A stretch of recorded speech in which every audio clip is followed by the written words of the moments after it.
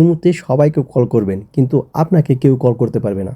তো বন্ধুরা, কি একটা সেটিং আছে যে সেটিংসটা করলে ইমোতে আপনি সবাইকে কল করতে পারবেন, কিন্তু আপনাকে কেউই কল করে পাবে না।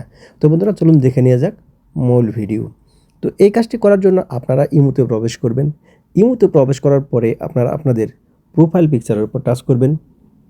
এখানে টাচ করার পরে এখানে চলে যাবেন সিকিউরিটি অ্যান্ড প্রাইভেসি বলে একটা অপশন আছে। আপনারা এই সিকিউরিটি অ্যান্ড প্রাইভেসিতে চলে যাবেন। একটু নিচের দিকে যাবেন, এখানে দেখেন এই যে লেখা আছে কল, এই কল অপশন আপনারা টাচ করবেন। এখানে টাচ করার পরে দেখেন এখানে অনেকগুলো অপশন চলে আসছে। এখানে যদি আপনারা এই এভরিওয়ান দিয়ে রাখেন তাহলে সবাই আপনাদের কল করতে পারবে। আর যদি মাই কন্ট্যাক্ট দিয়ে রাখেন তাহলে শুধুমাত্র আপনার কন্ট্যাক্ট লিস্টে যারা আছে তারা কল করতে পারবে। আর যদি আপনারা এখান থেকে এই যে নোবডি দিয়ে রাখেন তাহলে কেউ আপনাদের কল করতে পারবে না। এখানে আমি নোবডি সিলেক্ট করলাম, এখন কেউ আমাকে কল করে পাবে না। কিন্তু আপনি যাকে কল করবেন সে কিন্তু আপনার কল নিতে পারবে, যদি সে এই অপশনটি ওপেন করে না থাকে।